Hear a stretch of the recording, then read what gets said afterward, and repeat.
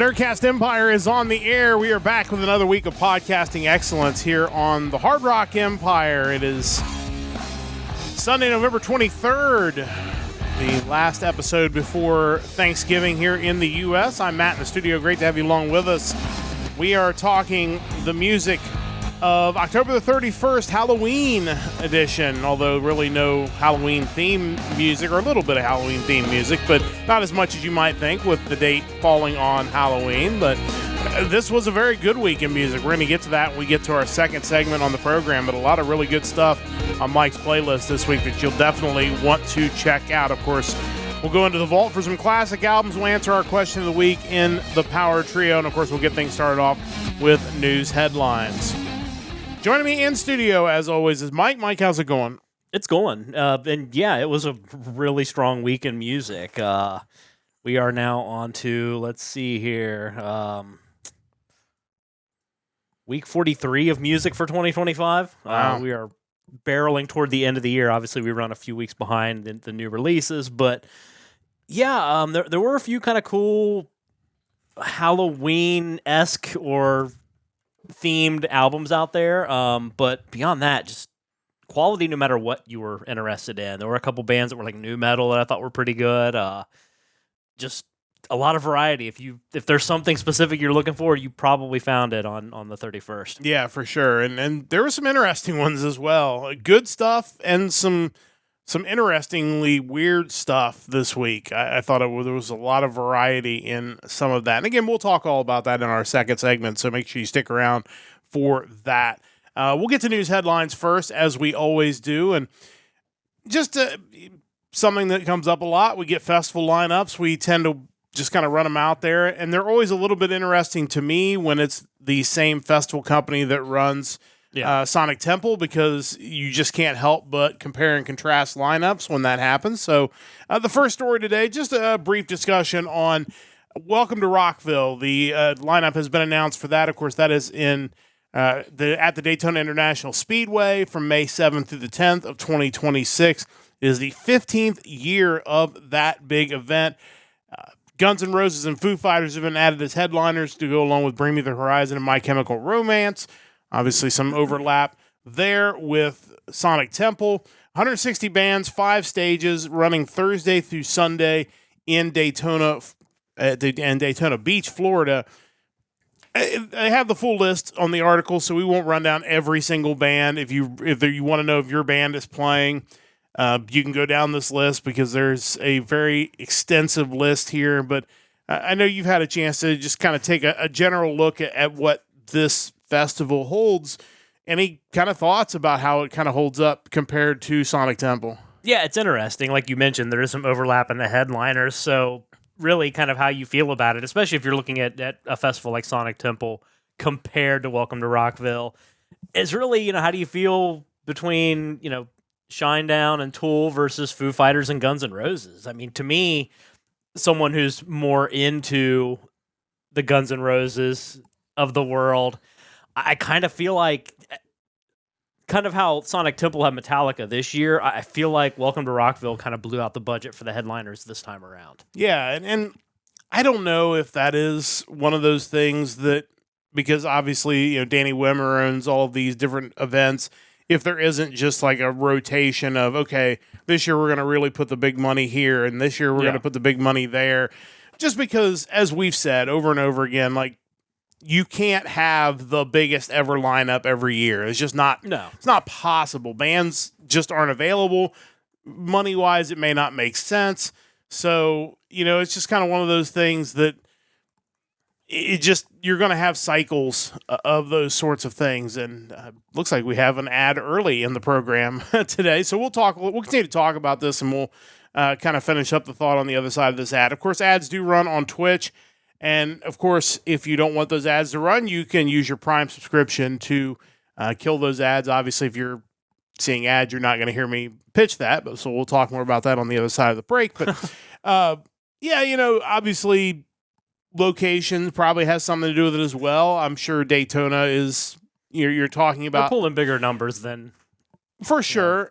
historic Crew Stadium in Columbus, if I had to guess. And while this is a little late for the spring break crowd, this probably plays into the just getting done with the college year crowd in mid-May. People may be looking to get their first vacation in of the summer before it gets too hot in Florida. Yeah. May already be pushing it, but I could see where this would be a big lineup. And, again, it's a lot of the same bands. There are a few different ones, but overall, it looks like a really solid lineup, and you would expect that for its 15th year. Yeah, you mentioned the overlap, and just kind of me eyeballing a list of bands. If you want to see Godsmack, Black Label Society, Offspring, Motionless in White, Lamb of God, Cradle of Filth, Yellow Card Stain, Breaking Benjamin, Atreyu, going to be at both festivals. Yeah. So, and again, with 160 bands and a similar amount at Sonic Temple, there's obviously going to be overlap. A little bummed that Welcome to Rockville isn't getting like Megadeth, Anthrax, In Flames, Stone Temple Pilots. Yeah. Those are four of the bands that kind of jumped out more at me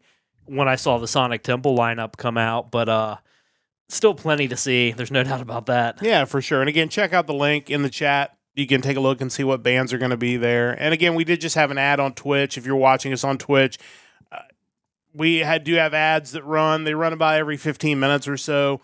We do try to space out the content so there's no overlap with the ads. That first early ad sometimes kind of gets us, but it's generally during our news segment. But again, you can use your Prime subscription to subscribe to the channel. Doesn't cost you anything. You get one of those per month on Twitch if you are a Prime member, and that way you won't have any ads. Obviously, if you want to subscribe to the channel regularly, we would certainly be grateful for that as well. But the Prime subscription will also take care of it. But again, if you just want to listen to us on Twitch, or if you're on YouTube, no worries. Again, you won't miss a thing. We'll be sure to hold up the content for you. But yeah, definitely check out the article from Blabbermouth if you want to see more about the Welcome to Rockville Festival coming up in May in Florida. The other news headline is a tour. We do try to run tour news when it is kind of noteworthy, and I think this one certainly qualifies. Again, a story from Blabbermouth that Motley Crue has announced the return of the Carnival of Sins, a major 2026 North American tour. It's the 20th anniversary of Carnival of Sins tour and the 45th anniversary of the band. And they have announced that Tesla and Extreme will be coming along with them on this 33-city tour in North America. This is always interesting. Motley Crue comes up a lot. Chris isn't in the chat just yet. Of course, he was down in Cincinnati today to watch New England beat Cincinnati in football, but hopefully he'll drop by a little later because he usually, anytime Motley Crue is mentioned, he definitely has some comments to say about that. But much has been made about Motley Crue, kind of the state of the band, what kind of sound, what they're going to sound like. But having Tesla and Extreme on the act certainly, to me, and I'm sure it will be to you, certainly makes me a little more willing to take the risk that maybe Crue isn't quite 100% when you know the undercard acts are going to be really good. Yeah, that's definitely a solid undercard. And I think even if Motley Crue doesn't necessarily sound great, they'll put on an interesting show. They're always good for that. I remember 25 years ago now, having seen Motley Crue with Megadeth when they did the Maximum Rock tour. And it was such a weird contrast because you had Megadeth who played first and no frills, not much in the way of pyro, just them on stage playing. And then the stage set that they erected for Motley Crue and all the lights and pyro, it was like you were watching just two entirely different concepts. It was just like one was about the music, one was about the spectacle, which both were entertaining for sure. But having seen Extreme recently, I know they're solid, and I haven't seen Tesla.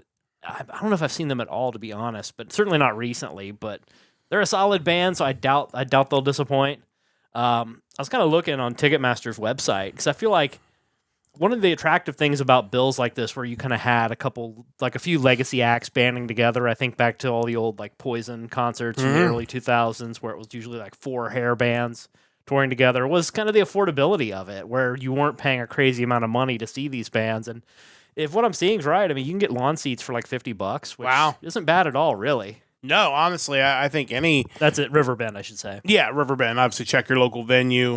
They will be coming to Cincinnati, I believe, in August of next year. But, $50 $50 to get in the door just to hear the bands. Honestly, I think that's a great deal. That's go up from there. It looks like about 100 for pavilion seating, but in this day and age, that doesn't seem too extreme, really. Right. Obviously, 50 plus the probably $40 in fees on each ticket. So you're probably still looking at close to 3 figures for that. But still, I think that's a pretty reasonable price overall. If I paid $100 to get in and Extreme was the only band I got to see, I would probably still feel pretty good about that. They were amazing in concert. Definitely encourage you to see them if you haven't. And Tesla and Motley Crue, obviously, Mike said Tesla. I've never seen them live, but my guess is they'll put on a good show. And again, Crue, it's going to be a spectacle. Yeah, even if it's nothing else. And hopefully they do well. A couple other notes from that article. Just wanted to mention, $1 from every ticket is going to be donated to ASAP, the After School Arts Program, through the Motley Crue Give Back Initiative. So that's they don't great have to hurry. They can do it as whatever time frame they want. It doesn't have to be as soon as possible. Right. That's obviously it might not be good before the tour gets canceled or something. I don't know, but obviously that's great to see. After School Arts, always something that needs support. And the tour announcement coincided with Motley Crue's Theater of Pain 40th Anniversary Deluxe box set, which has come out. So if you're looking to pick that up, if you want the deluxe edition, you probably should get on that. Those 10 things tend to sell out pretty quickly. So it includes a bunch of collector's items, including a live concert that's never been released from 1985, some demo recordings, hardcover art book, just everything those sets include. So certainly good idea to pick that up if you're a Motley Crue fan, if you haven't already got that ordered. Yeah, for sure. And that's a solid album anyway. Obviously, you got their cover, Smoking in the Boys' Room, Home Sweet Home was kind of the big hits. But City Boy Blues, Louder Than Hell, Keep Your Eye on the Money, all great songs too. I think sometimes people hyper-focus on something like Dr. Feelgood as an album, but Theater of Pain was solid. Yeah, it's absolutely a good album. Definitely worth picking up if you have not done so already. I definitely encourage you to do that. And as limited edition, certainly if you are a fan of the band and you're looking to get all the bells and whistles, you can certainly do that. That is on sale. Now and again, you can pick up your concert tickets through Ticketmaster or wherever tickets are sold for your local venue. But that is news headlines for this week. A reminder, check out our website, nerdcastempire.com. We're on most social media platforms at Nerdcast Empire. Of course, we are live every Sunday night on Twitch, twitch.tv/NerdcastEmpire, and of course, youtube.com/@NerdcastEmpire. We'll be back again with you next Sunday night for another episode of the Hard Rock Empire. It will be the music of November the 7th coming up next week as we dive into the month of November. We're getting toward the end of the year in music. And excited to see what the month of November has for us. That will be episode number 93 of the Hard Rock Empire and episode number 196 of the Nerdcast Empire as we close in on 200 episodes of the podcast overall. So join us next Sunday, 7 o'clock Eastern, same time, same place, once again for another episode of the Hard Rock Empire. But it is time to get to our new music segment as we do in our second segment each and every week. And that'll give me a chance to paste Mike's playlist into the chat. Mike will go through and he will try to find all the new releases for a given week based on the sources he pulls from. This given week, in this case, was October the 31st.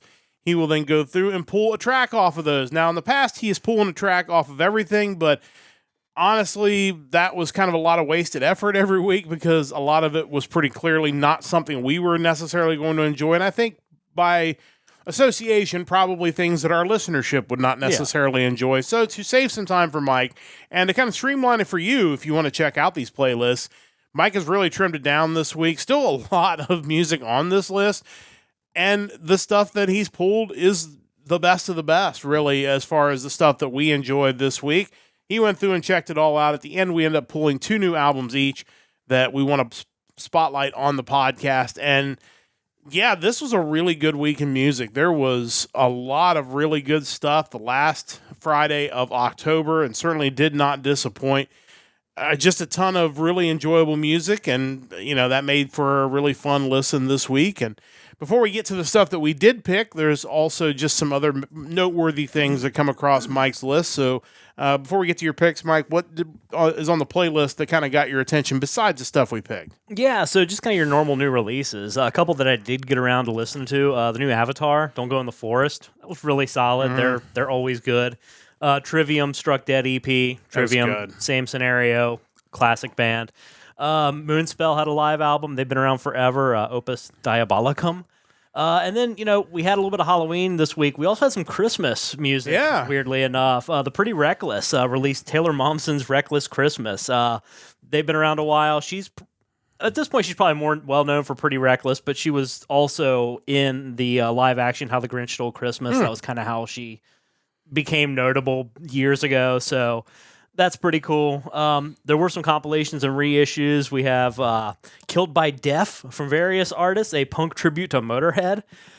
Spaceship Landing, a tribute to Caius, various artists as well. And then The Who released their Who Are You Super Deluxe Edition, which we didn't really talk about, but that's obviously the last album to feature Keith Moon with the band. 1978 was a release on that, I believe. But you can get a giant 7 CD Blu-ray Super Deluxe box set on that, $125. Wow.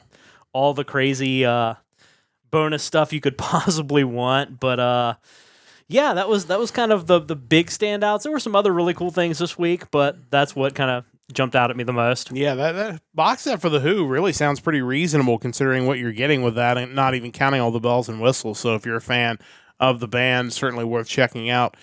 Before we get to Mike's new picks, probably a good time to sneak an ad in before we get to Mike's 2 picks of the week. So we're going to step aside on Twitch. Again, we'll be right back. You won't miss a thing. You won't miss Mike talking about his first pick of the week, but we are going to step aside for about 90 seconds to run this ad, and then we will come back with the new music of the week. But you mentioned some of the interesting stuff. There was one band on the list, and I know you remember their name. They had a different sounding name, so I didn't really remember it, but the track on the playlist was very interesting. Yeah, Boom Patat with the album Ma Belgitude from Wormhole Death, Belgian act. From what I gather, it's kind of meant to be somewhat humorous, like it's not super serious, but weirdly catchy. There was also one a UK band called Creeper with their album Sanguivore 2, Mistress of Death. It had this like gothic rock, but it was like gothic rock meets Bon Jovi and like 80s Alice Cooper. Like it was really catchy. I didn't get to listen to the whole thing, but I'm kind of curious because the track from the playlist was super catchy. It was an interesting kind of throwback sound, which I thought was interesting. It was like you said, it had kind of 80s pop rock sensibility about it. Sounded like Alice Cooper's Bed of Nails from Trash, I think it was. Yeah, it was definitely different. Those were 2 that definitely jumped out that I didn't pick, but like I kind of want to know more about both of them because they were so different than everything else on the playlist this week. But yeah, definitely go check out Mike's playlist. It's not pinned. It is pasted into each of the chats. Go through and check those out. Check out everything because like I said, overall, it was a really good week in music.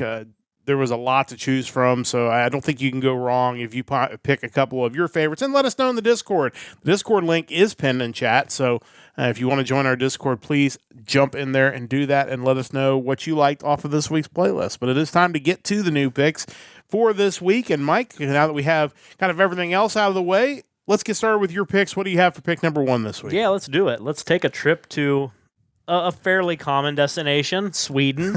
Only this time, not so much for an AOR band, but more for an electronic rock, almost modern metal band. They are Solence, and this is their newest album, Angels Calling. Yeah, this was definitely not your typical AOR sound. We're going to get some of that out of this country in a little bit, but yeah, this was definitely a little bit different. It's not, but I think there's a certain commonality, and I think you find it a lot with Swedish bands where there's a pop sensibility and just kind of a focus on melody that you don't always get, especially in modern metal from other places. But this is their 5th album. The band is made up of Marcus Videsodder on vocals, David Stroff on guitars, David Vikingson on drums, and Johan Svard on keyboards.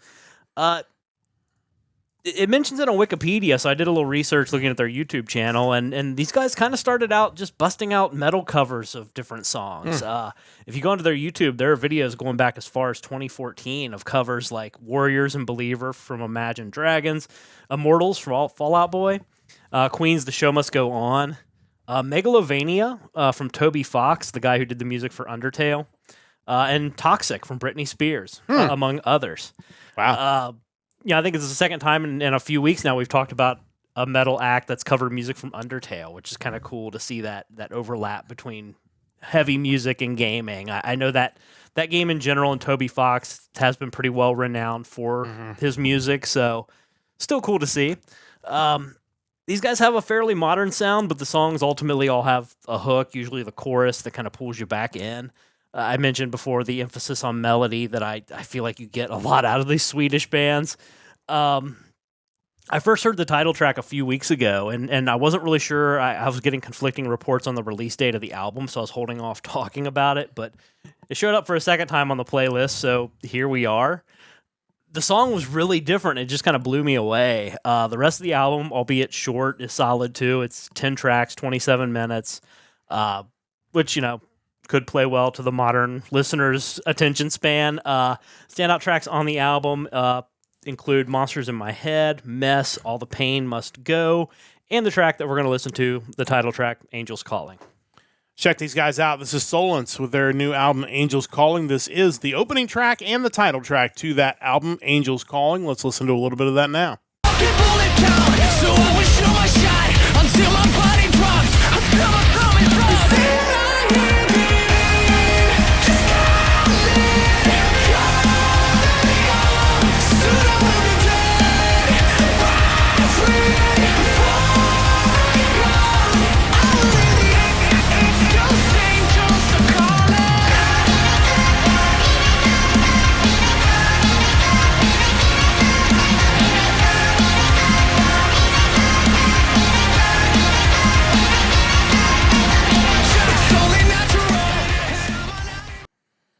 Yeah, what an interesting sound. It's funny. There's definitely some early 2000s rock vibes there, kind of that punk rock, like post metal. hardcore. Yeah, that was definitely the noticeable. But again, there's a melody to it that is different than a lot of the bands that came out of that era.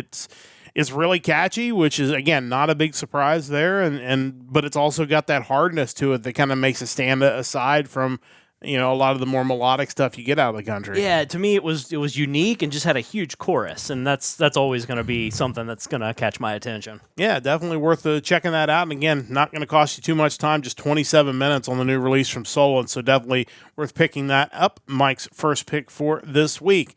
As always, Mike has 2 picks each and every week. What do you have for pick number 2? Yeah, so for pick number 2, we are headed down south a bit to Greece. South from Sweden, not from here. For heavy and power metal band, they are Black Soul Horde, and this is their newest album, Symphony of Chaos. Greece might be south of here if you draw a line across. I'd have to look. I can't picture that in my head. It's really strange, but I can't. My geography sense, I don't know what we line up to. Latitudinally speaking. Yeah, it's definitely kind of strange lining those up. But yeah, definitely interested in hearing about these guys. Yeah, so this is a follow-up to their 2021 release, Horrors from the Void. They formed back in 2012. They consist of Jim Kotsis on vocals, John Siakopoulos on guitars and bass, Kostas Papaspiro on guitars, and it looks like they had Vasilis Nanos credited for playing drums on the album as a session musician, so apparently not fully in the band, but he provided drums for the album. Also worth noting, I saw that the artwork for the album is credited to a guy named John Tussis under his business name Graphic No Jutsu. But the album artwork is really cool looking, so definitely check that guy out. This is just more high-quality, classic, heavy power metal. Angry Metal Guy makes mention of Jim Kotsis' vocals, as he definitely has a unique sound, maybe a little higher register than similar bands that you run into, but I think it works really well for this European-inspired classic metal.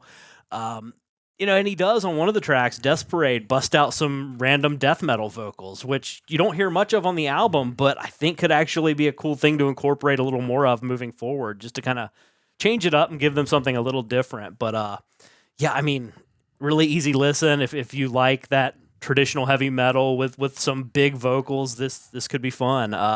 Standout tracks include What the Night Invokes, The Creatures of the Night, Wrath of the Pharaohs, Death's Parade, and the track that we're going to listen to, the opening track, Lady of Shadows. Check these guys out now. Black Soul Horde with their new album, Symphony of Chaos. This is the opening track to this album, Lady of Shadows. Let's listen to a little bit of that now. Oh, Serpent, Queen, fulfill our dark desire. Lady of Shadows, we call your name as gods defile.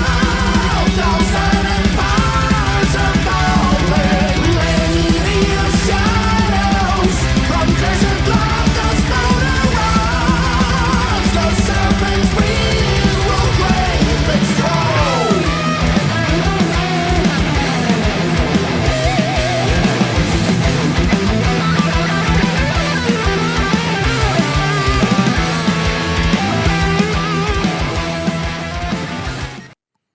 Well, one thing that's really noticeable, obviously, right away is the speed of the guitars. Oh, yeah. There's definitely some musicianship going on out of the guitars, which really drives the whole thing. It's got a really good sound to it. It feels a little throwback, but in a modern way. And like I said, the driving guitars definitely carry it through, although the vocals are really strong as well. And it was what I've heard of it so far is really enjoyable. Yeah, it's another instance where when you're listening to it through the headphones compared to just maybe on a computer, you don't maybe hear everything musically, but man, that the guitars, the drums, like everything is just so tight and just furious, like really cool, and kind of helps the album from getting stale at any point in time. There's always something going on, and it's really good. Yeah, for sure. Definitely check those guys out. Black Soul Horde with their new release out on October the 31st. I have two picks as well each and every week. We're going to start things off by heading over to Denmark for a trip for some progressive metal. And this first band that I'm going to be talking about is their new album. It is Defecto with Echoes of Isolation. I attempted, I guess, in some way to look at some Frontiers releases last week. There were some other things that kind of spoke to me more, so didn't jump on the Frontiers bandwagon, but Defecto was able to get me back on the bandwagon this week. This band was formed in 2010. This is their fourth full-length album, the first since 2020's Duality. Nick Lasana, who we have talked about on this podcast before, is the vocalist and the guitarist of this band. He is joined by Fredrik Muller on guitars, Thomas Bartholin on bass, and Morten Gade Sorensen on drums. It's a Copenhagen-based metal band formed in 2010. It was formed by Sana, Muller, and Bartholin. This is an album that the band is calling personal, intense, and introspective. A concept album exploring the haunting landscape of mental illness and psychological struggles. Sana said that each song inhabits a different psychological struggle: insomnia, schizophrenia, OCD, PTSD, paranoia, dissociation, trauma, giving voice to war within. So it's a little heavy, like both heavy in sound. Sounds happy. And heavy in tone. And I think because of that, it is a little bit harder than your typical Frontiers release. I think that's what it made it stand out over maybe some of the recent Frontiers releases we've had on the list. Obviously, Sana's got great vocals. The music complements him really well. It's just a great hard rock album with some progressive elements in there, but I don't think the progressive elements really overtake the songs in any way. Overall, it's just a really good listen. Standout tracks include Eternal Descent, Eclipsed by the Void, Heart of Fire, and the song we're going to listen to on the podcast is Sacred Alignment. Let's check this out now. It's Defecto with their new release, Echoes of Isolation. This is the third track off of that album, Sacred Alignment. Let's listen to a little bit of that now. It's not a choice, it's all I know. I'm caught in the cold, locked in design. Sanity is mastered in the lines. Oh, so many thoughts I cannot unwind. It's not a choice, it's not a game. A fire must consume.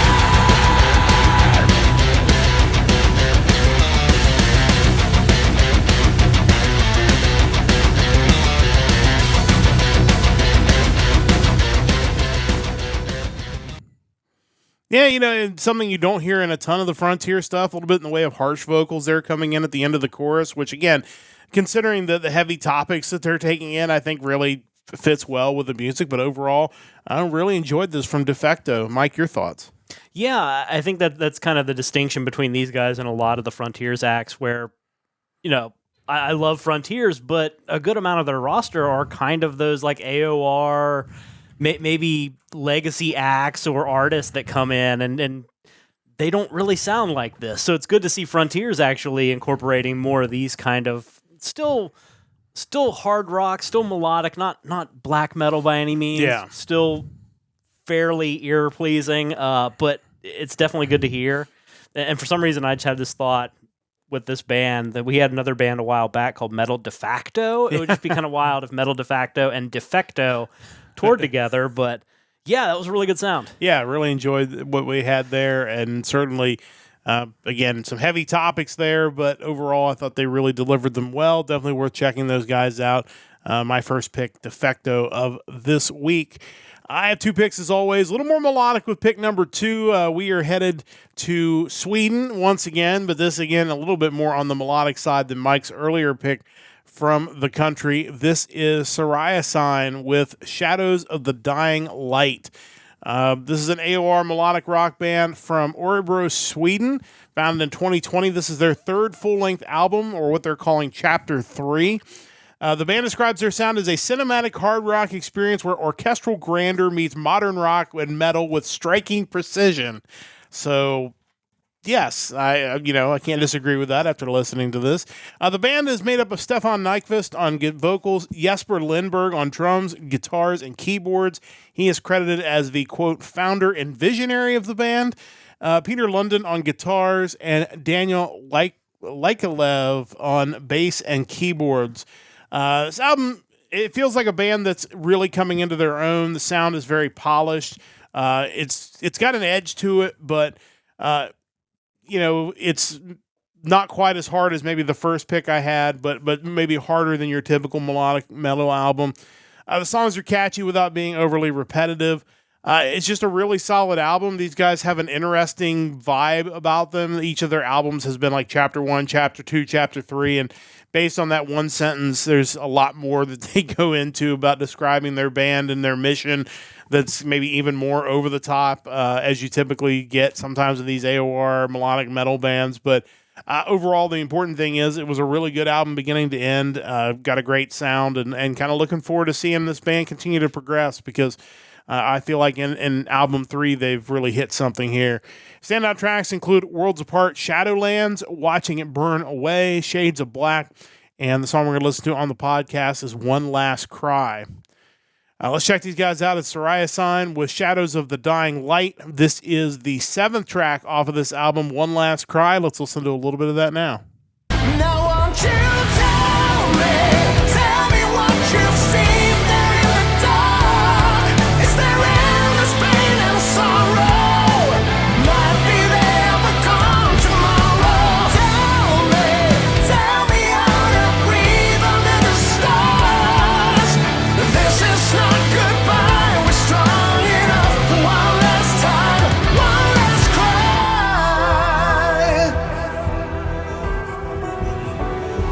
Look for the homeless.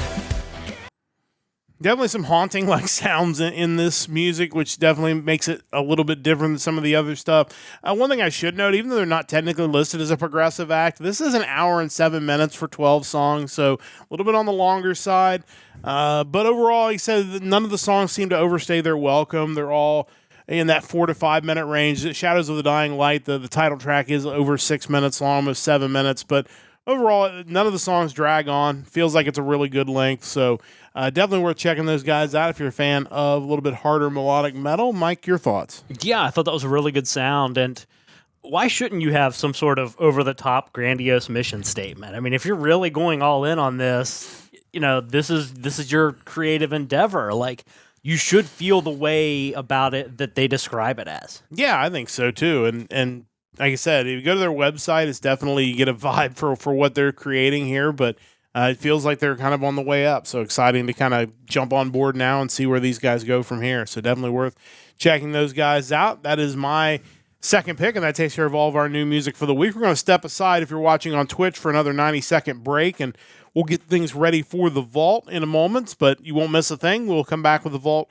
in about a minute and a half's time. And if you're watching on YouTube or you're subscribed, you're just going to hear us ramble for the next 90 seconds. So make sure you stick around for that, and we'll get back to the program in just a moment once we get through this next ad break on Twitch. But it was, like I said, really good week in music this week. And, you know, I'm kind of curious because one thing we noticed last year in doing the podcast is when we started getting into the end of the year, the release schedule got a little bit thinner. So I'm really curious as we start getting through November and December what this looks like for 2025. Yeah, so no slowdown as of yet. I noticed on the playlist or on the spreadsheet, I haven't put together the playlist yet. We're looking at like 113 items. So Okay. we're starting out at another decent total. We'll see what it ends up with once I cut it down. But yeah, I don't know if maybe by December we'll start seeing the fall off, but you know, we'll see. And it should be noted, we're kind of running a week farther behind than normal because we had a week where we didn't have a podcast many weeks ago. So if we run into a situation where we get to December and it starts looking like these lists are getting thinner and thinner, we can do what we did at the beginning of the year, which is to combine a couple of weeks together and have one episode that covers a couple of weeks. And of course, sometime in early 2026, we will have our best of 2025 episode as well. So make sure you stick around for that.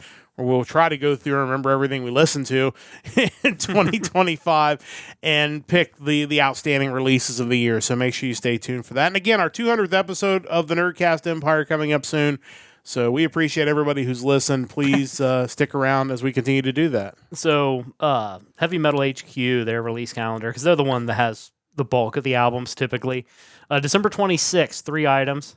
January 2nd, 5 items. Now, granted, that could grow. We're still like, you know, a month and a half out. But right now, yeah, those are looking, even January 9th is like maybe 15 things. So, yeah, it could be fun starting out the new year. Yeah, so again, we'll adjust as we did last year and make it work, so no big deal. But looks like a good list for next week. And again, that'll be coming up next Sunday night. We'll talk the music of November the 7th when you join us next Sunday night at 7 o'clock Eastern Time. But it is time to get to the vault where Mike and I will each talk about a classic album you should check out. Or at least we think you should check out. We'll find out once we get to the actual review whether we actually still think you should check it out. But Mike is alternating between 2 different gimmicks. Every other week, he is basically using a random country generator and having it send him somewhere in the world, and he has been everywhere. I encourage you to go back and listen to some of those episodes.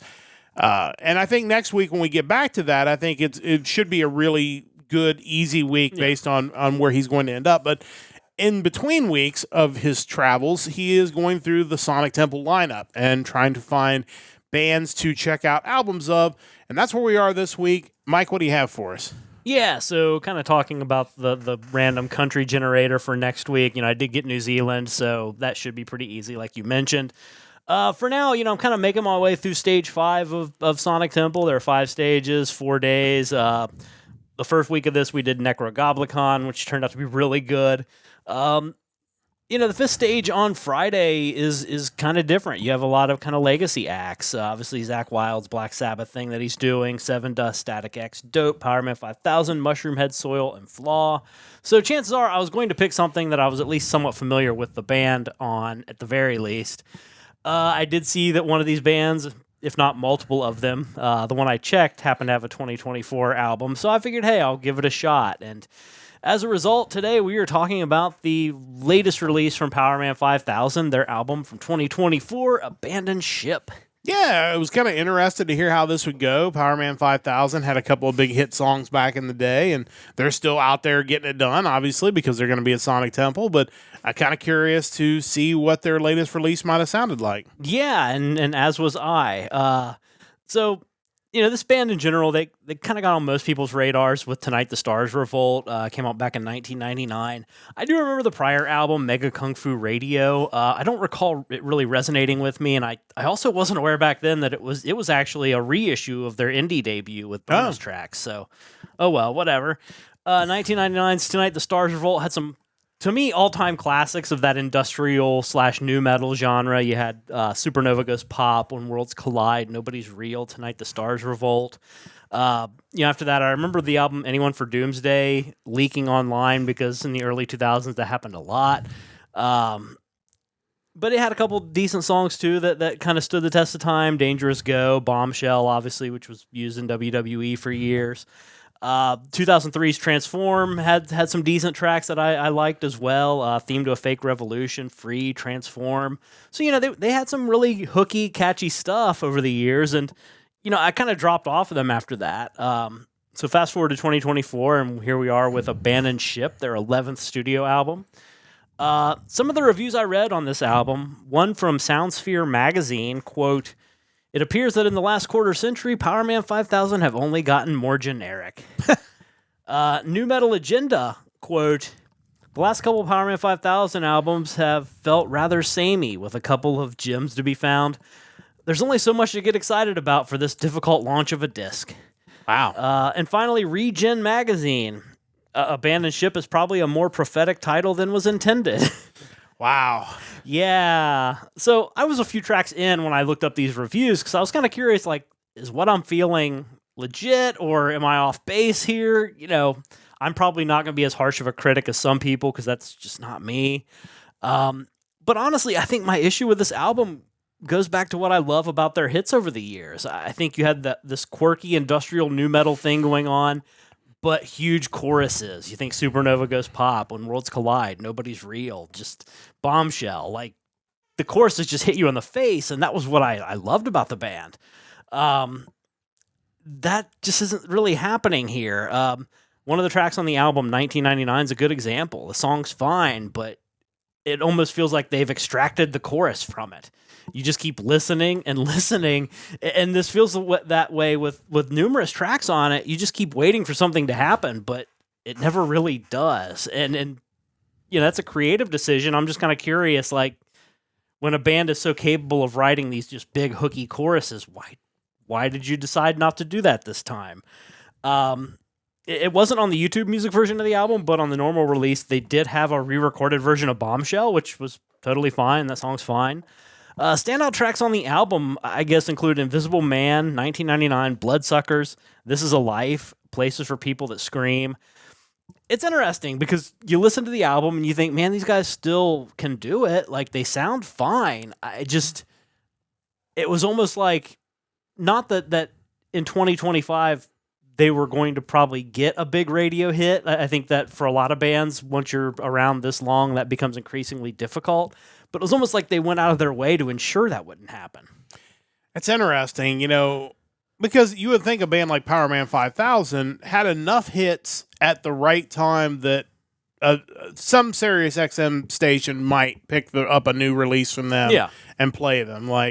I'm a little just kind of wondering what the creative decision was why they didn't want to do that. I don't know if they weren't happy with what they were coming up with or what it might be, or they were going for something different. I mean, it's really interesting when you have a band that, like you said, has proven that they can do it. They've got dozens of hits. They're bands that probably are playing at Sonic Temple that would kill to have the amount of success that these guys have had in their career. And sometimes these reviews, I get that they try to say things that are a little outrageous. It's not Shark Sandwich review. But at the same time, it's like if you want somebody to read your review and you just write, oh, this was fun, people aren't going to read it. So it does, sometimes they're a little more harsh or a little more glowing than they probably should be because you're trying to get somebody to read what you wrote. But yeah, it's interesting. I've not heard this album. Obviously not maybe selling it on, for that I need to go listen to it, but it's an interesting thing because I feel like there's nothing wrong with what they have on the record. They just forgot to put the choruses in the songs. I feel like if they had a couple really catchy, hooky, bombastic choruses, I would feel totally different about this. And, there's probably a bigger discussion to be had about the creation of albums in 2025. We talk about it all the time. Songs are released to stream now. Yeah. Sometimes you just basically end up taking a handful of songs that have been released as singles and now throwing them all together in an album almost as an afterthought. Because in the past, when you're constructing an album, even if you didn't think it was going to get on the radio, you still had those one or two songs you're like, these are radio songs. Maybe radio isn't going to pick them up in 2025, but these are the anchors to the album. Yeah. I don't know if the streaming mindset, if that release has changed that at all, where you just don't have that now because everything is just coming out as a single rather than a collective sound, a collective product. It's almost like throwing things in a bag as opposed to gift wrapping a present. Like it's kind of a totally different mindset nowadays. And that's another angle to look at it too, is that maybe what I'm wanting to hear just there's no reason to do it that way. Yeah. Maybe it's just as much on me and my expectations in the face of what people listen to now as it is their songwriting process. I don't know. I think it'd be interesting to go back and find like the Spotify numbers for a lot of those singles maybe before the album was released. And was it just a case where, hey, these are the 10, 11, 12 songs that did the best. We're going to throw them on an album now and release them. Speaking of that, and this is kind of off topic, I saw a video the other day talking about, it might have been a Beato video, I'm not sure now, but talking about streaming numbers for like metal songs. And you go back to like Sonic Temple last year, and it's like the top streaming songs are pretty much Linkin Park and Metallica. Yeah. Like, they are like Metallica, biggest metal band of all time, and then Linkin Park was right there with them. They were. Like it's crazy. Like I don't know if they make a lot of bands like that anymore. They don't. And again, they were obviously both in the right time. They were in the radio airplay area. They were the MTV era. And they even, we know what Metallica has done, but Linkin Park wrote catchy songs. Yeah. They wrote songs that had great melodies, that had the great rap parts, that it all worked together. It was perfect for MTV. It was perfect for radio.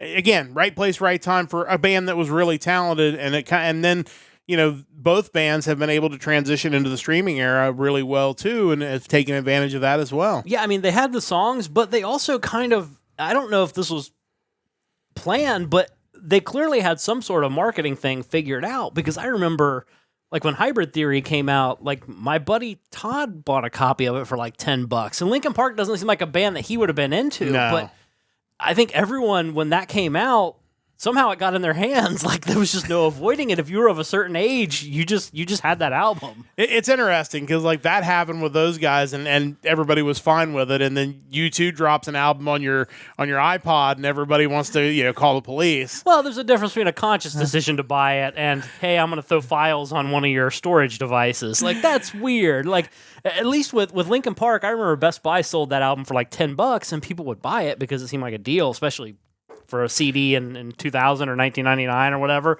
But yeah, I just, for some reason, they just cut to the front of the line as far as being in people's psyche. It was kind of crazy. What's funny about that U2 album, and we will jump back on topic here in a moment, but it makes you wonder now in hindsight, if instead of giving that album to everybody for free, throw it on there if they would have said, hey, we're going to release this new album, and if you have an iPod, if you have a device, we'll sell it to you for $2. Yeah. Like just still, you're basically still getting it for free, but then it feels like you're choosing to get it for $2 as opposed to having it given to you against your will. Like, I wonder if the reception would have been different for something that simple. Well, I mean, they could have even just said, hey, it's free, but you have to go in and choose to download it. Yeah. Like the fact that it just showed up in your library was like, yeah, timeout. Like that to me is not only telling me that you want me to have this album, but you're telling me that it's so bad you don't think I would have the initiative to just choose to get it for free on my own. Yeah. Like, people at that point in time have been downloading music for free for years. Like, that amount of effort as far as, hey, I'm going to choose to download this, wasn't too much of a barrier. Like, you could have just did that instead of force feeding it to people. It was an interesting social experiment, though, because had it not been so poorly received, and it was, even by fans of the band, I think you would have seen more of it. I think more bands would have signed up for that had it at the very least been neutral reaction, but it was very, very negative. If you're young and maybe don't remember that. I don't even remember any of the songs off of it. I don't think I ever listened to it. I'm not sure if I did either. I think I got it off there as soon as I could, but... And other bands in the past have done kind of a similar thing where, hey, you pick whatever price you want to pay for it, that kind of thing. And even on Bandcamp, you can always choose to pay more than what it costs. But yeah, that was...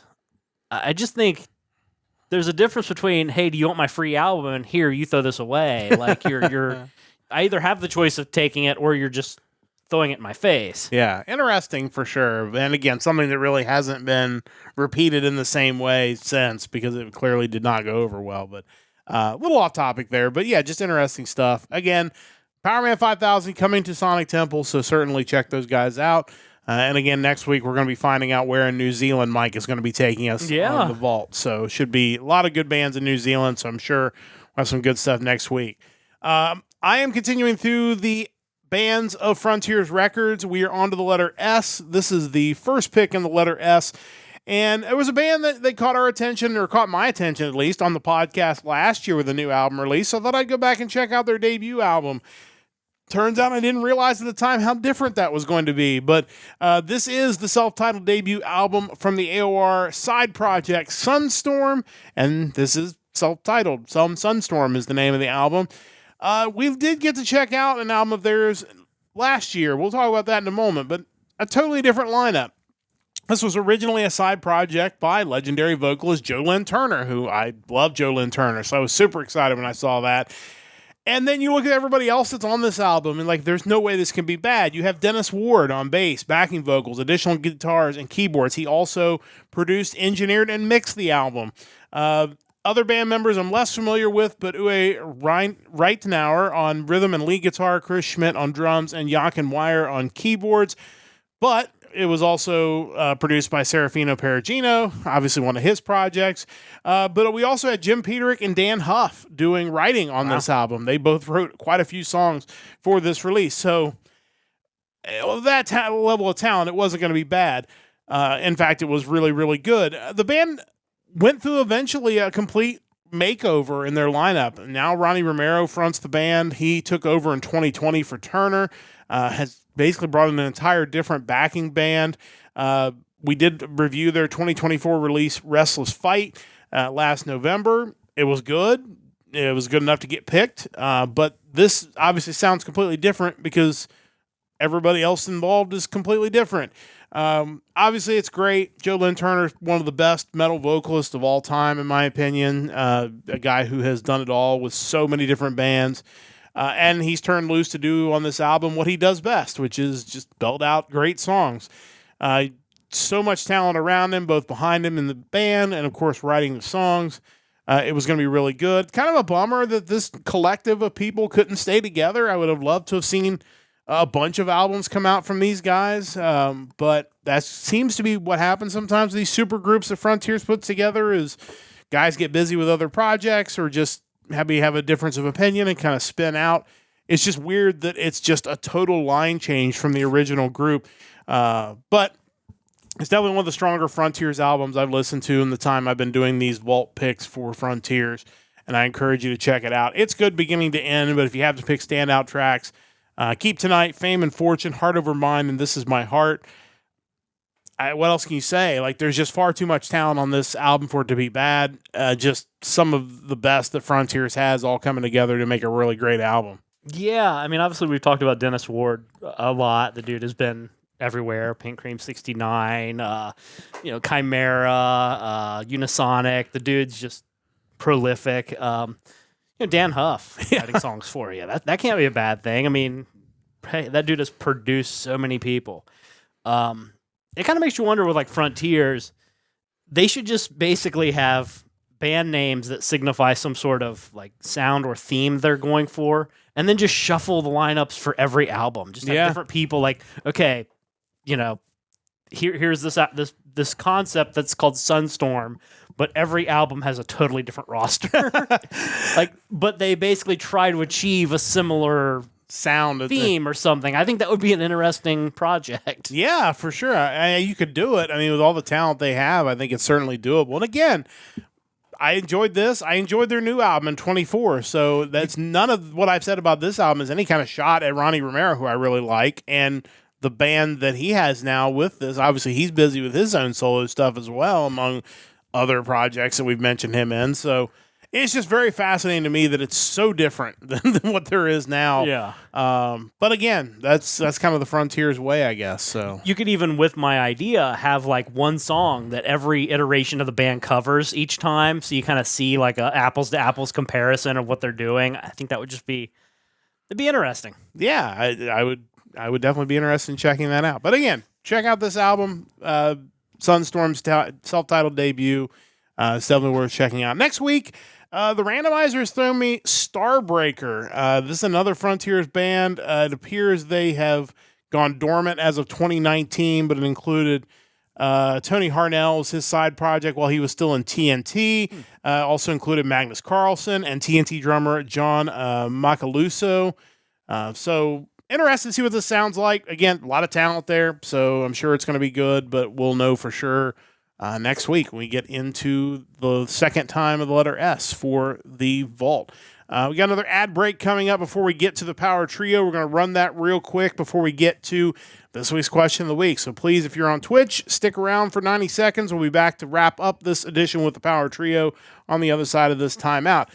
If you are watching us on YouTube, or you are watching the VOD, or you are subscribed to us, you're going to hear us ramble a little bit about, I don't know what, honestly. I haven't really thought of anything for this break. We're getting the Power Trio this week. Kind of interesting to see a topic that we've covered kind of back-to-back weeks, but a little bit different way of going about it, as we're going to be talking about songs that would make good marching band music. And it felt like there was a time where all the marching bands would always play the same things no matter what. And then finally, I don't know what songs it was that finally got them. I'm afraid it might be like Seven Nation Army that got them finally playing more contemporary stuff. But it feels like there was a pivot at some point, maybe 10 or 15 years ago, where it's not just the same Hang On Sloopy at every game that you go to. That needed to be replaced anyway. Like, Hang On Sloopy is the White Stripes of its era. Yeah.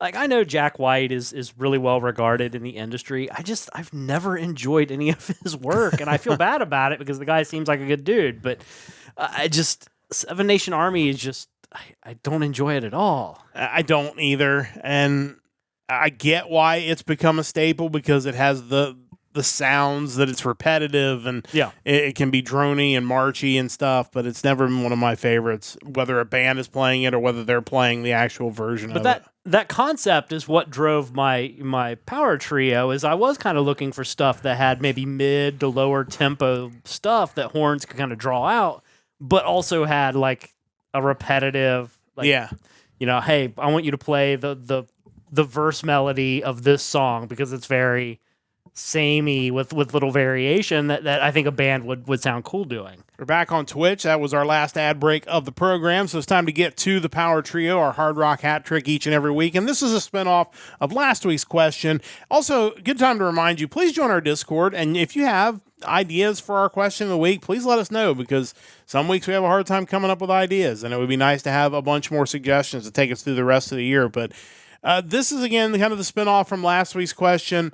We're looking for 3 songs that would be good songs for marching bands to play here in the U.S., whether it's the marching bands that play during halftime of football games or the pep bands that play during basketball games inside. Always looking for catchy contemporary songs, so they're not playing the same stuff that they've been playing for 100 years of band music. And so we were looking for some ideas for songs that would make for good marching songs, that would be just give them something different. And that can be hard, because there are some songs that we've probably talked about on this podcast that are probably already being played by marching bands. So it was a matter of trying to find some things, at least for me, that maybe would be outside of what they would choose. Hey, you don't know about this. Here's a song you might want to know about. But did we get any choices from Shane this week? We did not. I posed the question to him, and really all he had to come back with was, man, there would just be so many. Very true. That's why you got to narrow it down from there. That's why we picked it. We like to pick topics where there's lots of choices. Like, cool, man, give me 3 of those. But no, I guess it was too difficult for him to narrow it down, so I did not get a definitive 3 from him. Don't have Chris's answers as well. Again, Chris coming back from football game tonight, so I don't know if we'll see him pop on at the end. If we do, we'll add his picks. But just you and me this week. So what did you got for your 3 choices? So when you were doing this, at any point in time, did you think, what if I just picked one artist and did a whole, set up a whole band show around that one artist? I mean, you could do that. That's not a bad choice, honestly. I kind of thought about it the more as I was putting together my 3. I'm like, man, one of these specifically, I think you could come up with the coolest band show just around them. It'd be one I would actually go watch. If absolutely. The local band's playing. Number 1 on my list, I actually heard it on satellite radio on the way to the track earlier, and parts of it would be difficult because there is some fast playing to it, but I think kind of as you get into the verses, the riffs would lend themselves well to band music, and that's the song Hangar 18 by Megadeth. That would be interesting. And I think it was not something I had thought of when I was doing this, but now that I'm thinking about it after the fact, I think this would have made this exercise even easier. I think anything that showed up in a Guitar Hero game is probably fair game for this, because in some ways you kind of had to simplify it down for Guitar Hero. So I feel like making it into a marching song out of that would probably be pretty easy to do. Yeah, I would agree. But yeah, with that song, just kind of the verse line where it's like, na na na na na na. I think that would work. Number 2, another classic metal song from Diamond Head, Am I Evil? Oh, yeah. I think the intro melody that they have going on before it kind of gets into the main part of the song, the dun dun dun dun dun dun dun dun dun dun, I think that would be really cool. And number 3, who I think you could actually just create a whole band show, and it probably exists somewhere around his work, Dio's Holy Diver. Yeah, I would definitely go see a Dio show if somebody, and I would have to think somebody's done that, right? You just think of the riff to Holy Diver. Dun, dun, dun, dun, dun, dun, dun, dun, dun. I mean, yeah, that would be so huge. I need to see the video. If somebody out there has a video of somebody doing a Dio halftime show, I wanna see that.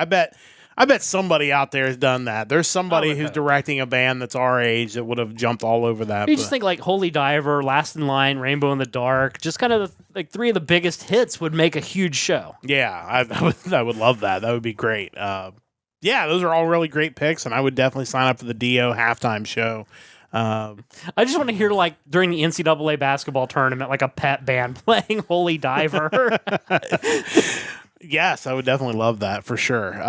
But that's really good stuff. I went with some stuff maybe a little farther off yours are pretty mainstream overall, I think. And I think that's probably better choices, because I feel like you're more likely to get a band director to know who those bands are and be willing to give those a chance. I went with some of my favorites. Stradivarius' Hunting High and Low. I just feel like the chorus of that is very marching band you can hear the horns playing, the chorus of that. These are all kind of songs where I feel like the chorus is really where you want to get to with the band here. No, I think that would totally sound cool. Ed Guy's Trinidad, it has a different vibe to it. It feels like something that would be a horn-driven song for a marching band in the choruses. Maybe not the verses, but... Yeah, I think that would work, but I also think some of their earlier, more power metal-y stuff would be really good, too. Yeah, Ed Guy was one I felt like you could do a whole show on as well, because they do... Vainglory Opera or something. Yeah, that would be interesting for a band to play, for sure. But and I went with one J-Rock band, was trying to find the right song. Ended up going with Lark on Ciel's 4th Avenue Cafe. I just think the opening verse to that coming right into the beginning of the song is it could be big horns in there. The whole song itself is kind of slow, but if you go back and listen to the song, there are a lot of horns in the background of that song, maybe more so than a lot of their stuff. So I felt like, especially with that chorus, there's some, you have the drum beat to start things off. I think there's a marching band song there as well. I feel like if you really honed in on the J-Rock side of it, you could come up with some amazing examples. Yeah, I didn't get too deep into it. I kind of got my 3 and stopped, but yeah, I feel like there's definitely some great shows that you could put together. Well, I just think a band doing a bunch of like jam project stuff. Yeah. Just so over the top. Yeah, I would hear Skill. There's Any of the Gravion music. yeah, for sure. Soul Taker. Like, Yeah. let's hear it. Honestly, yeah, Jam Project is another one that would be a great overall show. But yeah, definitely interesting for sure. But let us know what you want to see in the Power Trio, and let us know what your picks would be. What are 3 songs, rock and metal songs, that would make for great marching band music? And if you know of any band that's playing the songs that we mentioned on this podcast, please send us a video of what that show looks like, because I would definitely love to see that, because I'm sure that would be an amazing show for sure. But that, with all that being said, is going to wrap up this edition of the Hard Rock Empire. Thank you so much for joining us once again. We'll be back with you again next Sunday night, 7 o'clock Eastern Time. The music of November the 7th is coming up next week, so be sure to join us once again for another great week in music on the Hard Rock Empire. A big thanks to Mike for all his hard work on this podcast. A big thanks to you whenever and wherever you are listening to this podcast, and a big thanks to Stoveleg Media for their continued support of the podcast. We will join you again next Sunday night for another episode of the Hard Rock Empire. Until then, don't forget to join the Empire, the Nerdcast Empire.